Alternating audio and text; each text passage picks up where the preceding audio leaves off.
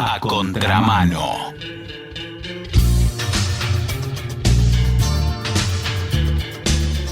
Hace poco hubo casos resonantes y mucho debate, no siempre debate con conocimiento, pero seguro que mucho debate, sobre las internaciones de las personas que, más allá de su voluntad, deberían estar guardadas, para decirlo en términos muy bestias, por la peligrosidad que encierra para sí mismas, para la gente. Anda a saber.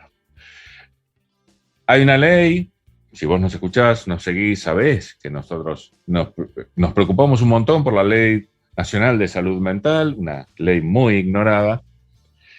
En el debate se reclamaba esta supuesta falencia de la ley de poder internar a alguien contra su voluntad.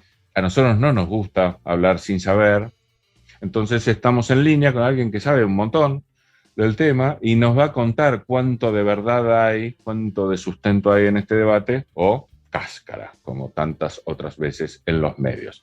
Estamos en línea con Alicia Stolkiner. Ella es psicóloga y especialista en salud pública. Fue hasta hace poco que se jubiló, profesora titular de salud pública y salud mental de la Facultad de Psicología de la UBA, y es profesora del doctorado en salud mental comunitaria de la Universidad Nacional de Lanús. ¿Cómo te va, Alicia? Simón te saluda. ¿Cómo te va? ¿Qué tal? Un gusto. Igualmente, muchas gracias por hablar con nosotros, es un gran placer. A ver, ¿cuánta razón hay en estos reclamos que existieron sobre esta supuesta falencia de la Ley Nacional de Salud Mental? Mira, a mí lo que más me asombró la atención de este debate es que es una ley que si uno la imprime en papel tamaño carta, no debe tener más de 12 páginas. ¿Sí? Y que se baja de internet con toda facilidad. Usted pone Google, Ley Nacional de Salud Mental, número 26.657, la baja y la tiene. Y la gente habla sin leerla. Por ejemplo, afirmación. Esta ley que prohíbe internar, y claro, como una persona que no está en uso de su propia voluntad, etcétera, etcétera, puede decidir si le internan o no. La ley tiene un artículo, tiene un capítulo 7 destinado a internaciones, y tiene un artículo 20 donde se establece exactamente cuáles son las medidas para tomar para una internación involuntaria. Segundo punto, pero eso es muy burocrático, ya lo escuché. Es menos burocrático de lo que era antes. Antes tenía que firmarlo, lo dijo el otro día la doctora Graciela Iglesias del órgano de revisión de cuando era jueza. Todos los viernes firmaba las internaciones. Tenía que firmar un juez la internación. Ahora la internación se decide en el servicio de salud por un equipo interdisciplinario que tiene que tener por lo menos un psicólogo o un psiquiatra, que decide que hay una situación de riesgo cierto inminente y la internación entonces ahí es involuntaria, quiere decir, no depende de que la persona acepte ser internada o no. Entonces, suponiendo que se decide la internación en ese momento, hay que notificar al juez y al órgano de revisión. Estas medidas, que pueden parecer muy burocráticas, se pueden hacer con toda rapidez y con toda facilidad. Y están destinadas a algo que es fundamental, a rodear de un marco legal una medida tan extrema como la medida de privar de libertad a una persona. Porque por un lado, es cierto que hay que tener los cuidados necesarios cuando una persona está en crisis y necesita la internación, pero también hay que tener los cuidados necesarios cuando una familia quiere invalidar a una persona para quedarse con sus bienes, cuando un marido quiere limitar, les digo todas situaciones que han pasado, quiere limitar los alcances de las apelaciones de una mujer en un divorcio contencioso, ¿sí? Y así sucesivamente. Entonces, estamos en presencia de una medida excepcional que es la única razón la única medida posible dentro del campo de la salud por la cual se autoriza a privar de libertad a una persona en función de su cuidado. Y esto es así porque se supone que en ese momento hay una situación de riesgo cierto e inminente y que la persona no está en condiciones de decidirlo. Porque si no se considera eso, si yo voy ya lo he dicho, si yo voy a una guardia hospitalaria con una apendicitis y me dicen tiene que entrar a cirugía ya o se muere, y yo digo yo no me quiero operar, firmo los papeles, me voy y me muero y nadie me lo puede impedir. Nadie lo puede impedir. No puede ir ningún familiar mío a tratar de internarme y que yo me opere involuntariamente. ¿Por qué? Porque se supone que estoy en uso de razón. Es muy pintoresca la opinión pública, nosotros, ¿no? Dicho con todo cariño y respeto, los que quieren encerrar a todo el mundo siempre se imaginan como los sanos encerrando a otros, nunca se imaginan como víctimas encerradas, ¿no? Claro, Muy pintoresco. siempre los locos son los otros, digamos. claro. Porque totalmente. el otro riesgo que yo he dicho que ha corrido mucha gente, más bien en el último censo eran más de 10.000 personas, es que tiene una crisis que podría obviarse en una internación breve y una externación con los cuidados necesarios, y se pasa los siguientes 30 años de su vida internado, viviendo en una institución total. También tenemos esos casos. Sí, totalmente, así que no hay alta. Nosotros hemos seguido el tema Porque y antes, no hay plazo, ¿no? porque antes no había plazo, porque además, ¿no es cierto?, había que certificar que esa persona no revestía peligrosidad, y peligrosos somos todos. Obvio. O sea, peligrosa es una persona con diabetes que no toma su medicación, va manejando un auto muy rápido, hace un cuadro hipoglucémico o hace un cuadro de crisis y choca y mata a otra persona. No por eso vamos a encerrarla, ¿está claro? Entonces, pero era jurídicamente muy complicado decir y poner la firma que esta persona ya no es peligrosa. Si querés, Entonces, da el detalle de cómo sería el mecanismo dentro de esta ley y ahora hagamos una especie de repaso de cuáles son las bondades de esta ley en comparación con las antecesoras. ya, la ley es una ley que primero, está escrita en un lenguaje común, no tiene latinazgos ni lenguaje jurídico incomprensible. Cualquier persona, cualquier profesional, cualquier persona con una cierta capacidad de comprensión de lectura la puede entender. Garantiza una serie de recaudos alrededor de la internación, por ejemplo, que el juez debe solicitar informe con una periodicidad no mayor a 30 días. Si transcurridos los primeros 90 días luego del tercer informe continúa la internación involuntaria, el juez debe pedir al órgano de revisión que designe un equipo interdisciplinario que no haya intervenido hasta el momento y que en lo posible sea independiente del equipo asistencial para que haga un nuevo informe, para ver las razones por las cuales se para cruzar opiniones, para ponerlo como control. O sea, ¿no es cierto? Y también habilita que en caso de que se supusiera de que esta persona necesita la internación y el servicio no le es brindado, se puede recurrir al juez. Entonces, lo que a mí me da la impresión es que algunas personas, alrededor específicamente de las personas que tienen consumos problemáticos, o a los así llamados adictos, querrían volver es al periodo donde la punición permitía que al encontrar una persona con una cantidad suficiente para el consumo, la detenían, y entonces el juez le daba la opción, abogado mediante, en lugar de ir preso, de hacer un tratamiento obligatorio en una colonia, por ejemplo, ¿no? Porque efectivamente, por más de que una persona tenga algún consumo de sustancias, si la persona no está en crisis, no está, etcétera, también no está en riesgo cierto inminente en ese momento, no se la puede internar compulsivamente. Yo entiendo lo que le pasa a las madres y a las personas que reclaman. Piensan que ahora no está así, pero en cualquier momento puede consumir una sustancia dañina o puede inclusive resultar herido o dañado en la búsqueda de la sustancia si se trata de sustancias ilegales. Pero eso tiene más que ver con la ilegalidad que con el consumo en sí mismo. De hecho, la principal cantidad de muertes en este país por consumo problemático es por alcohol. Que es una sustancia legal, pero ese es otro debate. Vuelvo a lo de la ley. Lo otro que se dijo en uno de los casos, que no fue ninguno de estos dos mencionados, sino el caso de una persona en situación de calle externada del Hospital Borda que le pegó con un fierro a una mujer policía y le hirió gravemente. Bien, sí, totalmente. Se dijo la famosa frase, entran por una puerta y salen por otra. Sí. Que en realidad se refiere a los delincuentes. Lo grave de eso es que la persona que lo dijo, según yo leí en las redes, es el responsable de la situación. ¿Por qué? porque la ciudad de Buenos Aires, esto sucedió en la ciudad de Buenos Aires. La ciudad ¿Quién de fue el Buenos que Aires, dijo eso? Que no lo recuerdo. ¿quién fue el que dijo eso? Sí, sí. El jefe de gobierno de la ciudad. Ah, la ternura de... Sí. Entonces, el jefe de gobierno, según leí en las redes, yo no se lo escuché, Ok, entonces, ok. según leí en las redes, lo dijo, lo habría dicho, digamos así, porque lo habría dicho. Y esa frase es muy extraña, primero porque no estamos hablando de delincuentes, y segundo porque efectivamente una persona tiene que entrar, superar la crisis y salir, y afuera lo tiene que esperar una estructura asistencial que este hombre no tuvo. Y no lo tuvo porque la ciudad de Buenos Aires no cumple con la ley, no con la ley nacional, con la propia, que es anterior, que es la 448. Sí, sí, en la que se inspiró, de hecho, gran parte de la Nacional.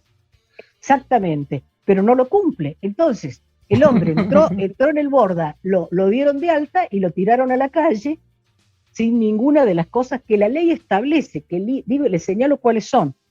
Dice, se debe promover el desarrollo de dispositivos tales como consultas ambulatorias, servicio de inclusión social y laboral para personas después del alta institucional, atención domiciliaria supervisada y apoyo a las personas y grupos familiares y comunitarios, servicios para la promoción y prevención en salud mental, así como otras prestaciones tales como casas de convivencia, hospitales de día, cooperativas de trabajo, centros de capacitación sociolaboral, emprendimientos sociales, hogares y familias sustitutas.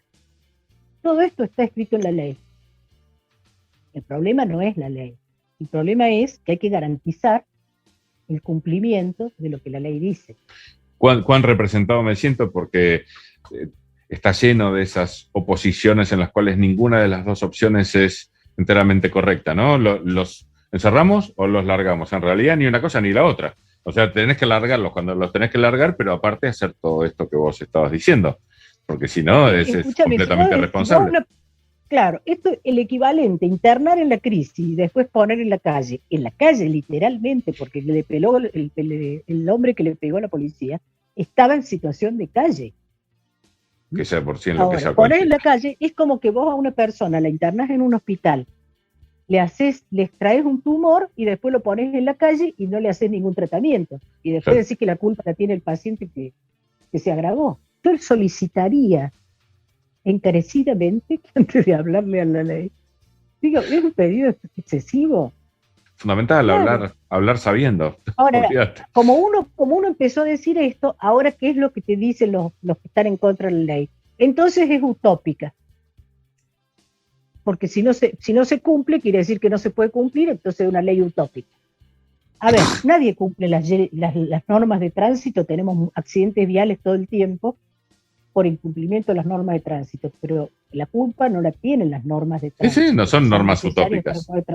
Claro, no es que son utópicas, tenemos que seguir profundizando las formas de que las normas de tránsito se respeten para ganar vidas, para impedir muertes, para impedir discapacidades, etcétera. Y tenemos que seguir tomando esta ley como herramienta de exigibilidad, como lo han hecho muchos, inclusive organizaciones de familiares y de usuarios, o como herramienta de exigibilidad a los distintos niveles de responsabilidad, porque no es solo responsabilidad del gobierno nacional, porque nosotros tenemos un sistema de salud fuertemente fragmentado en instituciones y servicios que son nacionales, provinciales y municipales, y la articulación entre ellos, y además está el federalismo hace que las provincias tomen decisiones propias en relación a salud.